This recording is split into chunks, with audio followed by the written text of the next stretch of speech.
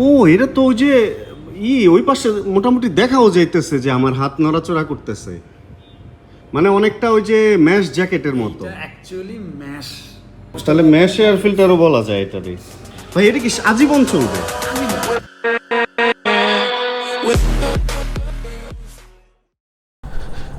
অবস্থাটা দেখছেন আমার বাইকের, মানে এটা কোনো অংশে কোনো দিক থেকে বোঝা যায় যে এটা আমার বাইক। কি পরিমাণ ময়লা হয়েছিল লাস্ট ট্রিপে, অ্যান্ড কালকে এই লজ্জায় আমি বেরি হই নাই, যেহেতু আমি ধুইতে পারবো না। আর এখন সময় 4:04, একটু আগে আগে বের হয়েছি।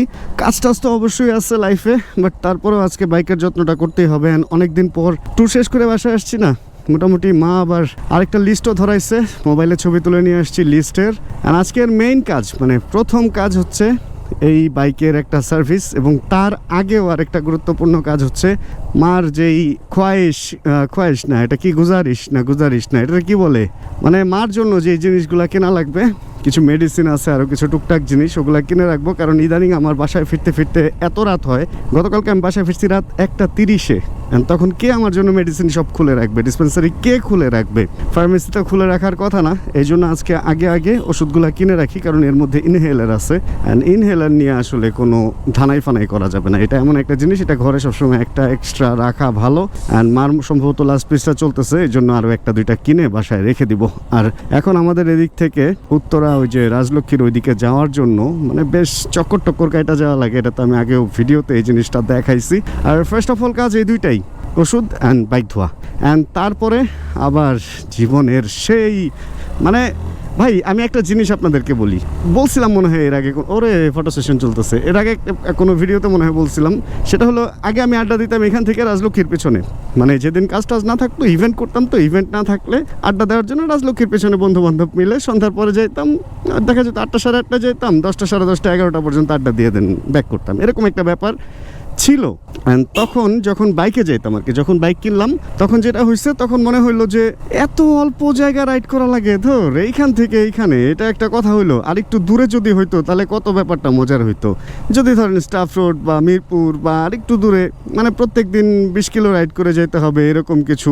অ্যান্ড আল্লাহ আসলে আমার এই যেই মানে চাওয়াটা এটা পূরণ করে দিচ্ছে। অ্যান্ড রেগুলারই এখন টুকটাক কাজে টাজে আমার মিরপুরের দিকে যাওয়া লাগে, আর আমি মোটামুটি রেগুলারই ধরা খাই। মানে রেগুলারই আমার এই রাইড করতে করতে, ধরা না আসলে, রাইড করতে করতে রাইডের প্রতি এখন একটা মানে এটা একটা বাধ্যবাধকতা চলে আসছে যে আমার করতেই হবে এই রাইডটা। অ্যান্ড কোনো জিনিস যখন মানে আপনার উপরে চাপায় দেওয়া হবে, ওইটা আবার একটু মজাটা কমে যায়। বাট তারপরেও সব কিছুর মধ্যে মজা খুঁজে নিতে হবে। আমি যেটা করি, রাতে ফাঁকা রাস্তার যে রাইডটা, ওইটার মজাটা আসলে রেগুলার নেওয়ারটাই ট্রাই করি আর কি।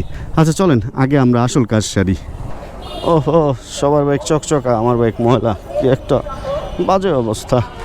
আর এদিকে মাইকিং চলতেছে, ইদানিং মাইকিং করে, ফেরিওয়ালাদের মতো মাইকিং করে করে দোকানে কাস্টমার ডাকতে হয়। এই ভাই কি খবর? কয়েকটা টিকামেট আছে না? টিকামেট, হ্যাঁ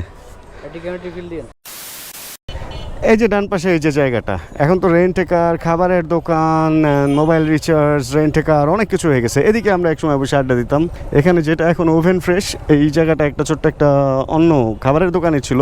অ্যান্ড ওরে কত অনেক দোকান হয়ে গেছে। এদিকে বসে আমরা আড্ডা দিতাম 11টা পর্যন্ত একটা সময়, যেটা বলতেছিলাম আসতে আসতে। আর আকাশ দেখা যেতেছে বেশ মেঘ টেক খেলাধুলা করতেছে, আবার বৃষ্টি টিষ্টি হবে কি না কে জানে। বৃষ্টি না হইলেই ভালো, বৃষ্টি টিষ্টি হইলে এক হলো বাইক ধোয়াবো না আজকে বৃষ্টি হইতেই পারে, বাইক ধুলবো আর বৃষ্টি হবে না, তা হবে না। দেখবেন বাইকটা ধোয়া আজকে যেতেছি, রাতে ফেরার সময় ঠিকই বৃষ্টি হয়ে ভাই ফেরার সময় দেখবেন ঠিকই বৃষ্টিপাত হয়ে গেছে।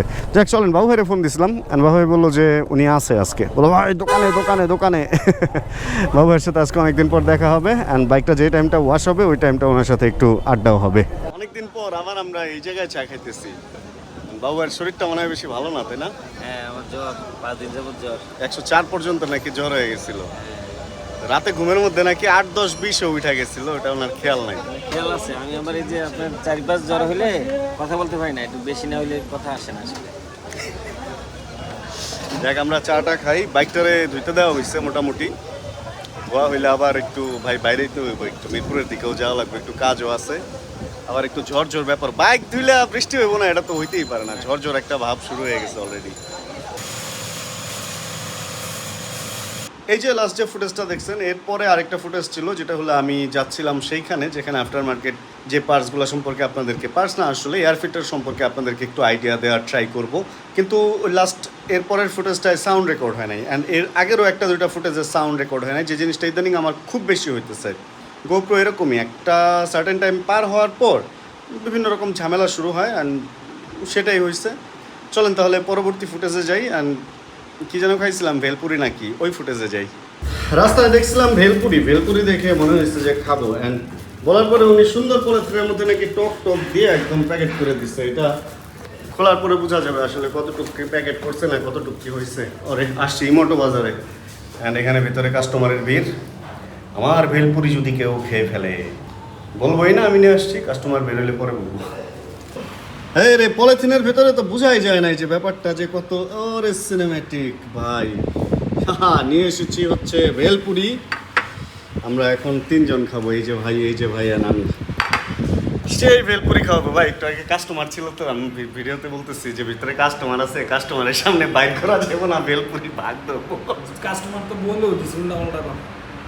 হ্যাঁ দেখ ব্যাপার, কাস্টমার ভাবছে আমি জিক্সার বিক্রি করে দিছি। যাই হোক, ওটা কোনো বড় সমস্যা না। চলে আসছে হচ্ছে বাবু ভাইয়ের এখানে, অ্যান্ড এবার খাবো আমরা ভেলপুরি। ভাই নেন প্লিজ। আপনি শুরু ও করেন। কি টকই তো আনে ভাই। বুঝেছি যে মাহফুজ আছে। ভাই ওইদিকে টক বানাইতে গেছে, অ্যান্ড এই চান্সে আমরা দেখি নতুন কিছু আছে কিনা এখানে। ভাই নতুন কোনো প্রোডাক্ট আসছে? ভাই আপনার না এমন তো 10-20 দিন আগে না আপনি আসলেন, 10-20 দিন পর পর নতুন প্রোডাক্ট আসে। আরে যেদিন আসে একদিনে আসে না।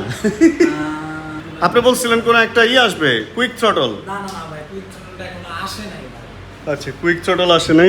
আগের খবর, যত মুর্দা তত খবর। সেই হচ্ছে কি যেন এটা ভাই, এই জিনিস কি আসলে খুব উপকারী? হ্যাঁ ভাই আসলেই এটা লাইফ টাইম এয়ার ফিল্টার। দাঁড়ান, এটা নিয়ে আপনার সাথে আমার একটু ছোট্ট কথা আছে। একটু এই ফ্যানটা বন্ধ করবেন, গুরুত্বপূর্ণ কথা। এটা টোটালি হচ্ছে বন্ধ করো। কোনো রকম প্রস্তুতি ছাড়া একটা ভিডিও। এটা হলো একটা ফ্রি ফ্লো এয়ার ফিল্টার বলে মেবি, হাই ফ্লো বা free flow air filter, life time air filter. আমি এই জিনিসটা ইউজ করি না। এটার পিছনে আমার যে যুক্তিটা সেটা হলো, জানি না ভাই যদি পারমিশন দেয় ভিডিওটুকু আপলোড হবে, আর যদি না, পারমিশন না আপনি দেয় বলেন ভাই, আপলোড হবে না। আমার যেটা মনে হয় যে যেটার ফ্লো যত কম ওইটা হলো বাতাস থেকে ধুলাটাকে তত বেশি আটকায় রাখে। এবং এটা যেহেতু ফ্রি ফ্লো, এটার মধ্যে সূক্ষ্ম কিছু ধুলা কি আসলে যায় কম্বাস্টনের উপরে, অবশ্যই যাবে। তার মানে ওইটা সেফ বেশি এটার চেয়ে, অবশ্যই। কিন্তু এটার পারফরমেন্স বেশি ওইটার চেয়ে। অবশ্যই। এটাই আমার এখন আমি আপনাকে বোঝাই, আমি আপনাকে বললে সাপোজ আপনি এটা খুলেন, আপনি তো জীবনে বহুত স্টক এয়ার ফিল্টার দেখছেন, এবার এইটাও একটু হাতায় একটু একটু মানে এরকম করে একটু বোঝেন যে ব্যাপারটা কি। ও এটা তো ওই যে ওই পাশে মোটামুটি দেখাও যাইতেছে যে আমার হাত নড়াচড়া করতেছে, মানে অনেকটা ওই যে ম্যাশ জ্যাকেটের মতো। এটা অ্যাকচুয়ালি ম্যাশ। তাহলে ম্যাশ এয়ার ফিল্টারও বলা যায় এটারে। ভাই এটা কি আজীবন চলবে? আজীবন। মানে তার মানে এটা যদি ময়লা হয় তখন কি করবে? ময়লা হইলে সিম্পল, এটার আলাদা রিচার্জার কিট পাওয়া যায়। রিচার্জার কিটটা হলো ধরেন এটার উপরে একটা লুব্রিকেন্টের মতো, ওইটা দিলে জিনিসটা একটু ভেজা থাকে, ময়লাটার সে আপনার যে কম্বাস্টন চেম্বার ওইটাতে যেতে পারবে না, কারণ এটা ভেজা থাকে। বুঝতে পারছেন আচ্ছা, তার মানে এইটা এয়ার ফিল্টার, ওরও আবার একটা এয়ার ফিল্টার আছে।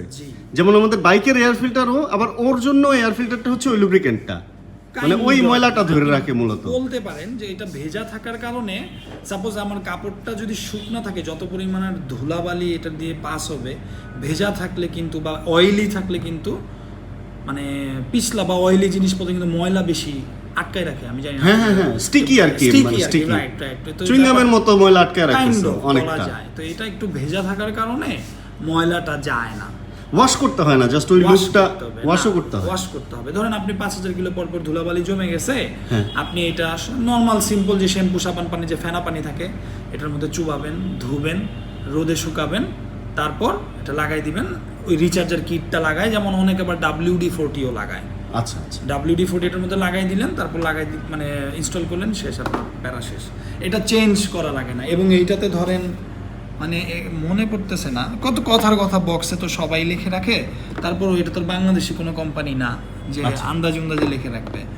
এটাতে কারণে নিউমেরিকলি BHP বাড়ে, এটা ডাইনো টেস্টেড প্রোডাক্ট। ও আচ্ছা BHP বাড়বে খুব মিনিমাল লেভেলের, বাট বাইকের পাওয়ার বাড়বে, বাইকের সাউন্ড চেঞ্জ হয়, রেডি পিক আপ বাড়বে, ইনফ্যাক্ট টপ স্পিড বাড়বে। তারপরে মনে করেন যে ফিল্টার, যে আমাদের স্টক ফিল্টারটা যতটুকু ফাইন ফিল্টার করি এর থেকে এটার ফিল্টারেশন বেশি, বলা যায় এটার কারণে আরও ধুলাবালি কম যাবে আপনার স্টকেরটার থেকে। আচ্ছা, ওকে, কিন্তু মানে ওকে, বাতাস বেশি পাস হবে, ধুলাবালি কম পাস হবে, ধুলাবালিটা এটাতে বেশি আটকাবে, সোজা কথাই শেষ। তবে এটার মানে বিল্ড কোয়ালিটি অনেক অনেক ভালো। প্রাইস কি রকম ভাই, একটু আইডিয়া দিবেন? মানে হারিকেনেরটার দাম 4200, আরো কিছু ব্র্যান্ড আছে এগুলোর দাম 6.5 7 এরকমও থাকে। সব বাইকের হয় না, সব বাইকের হয় না। আচ্ছা, শুধু স্পোর্টস বাইকের বাইকগুলোর হয়। তবে স্পোর্টস বাইকের বাদে দুই একটা বাইক খুব রানিং, যেগুলো লেটসে অ্যাপাচি আরটিআর 4V হয়, তারপর এমএন মডেলগুলি জিপিএক্স এর, R15 এর হয়, GSX এর, CBR এইসবের হয়।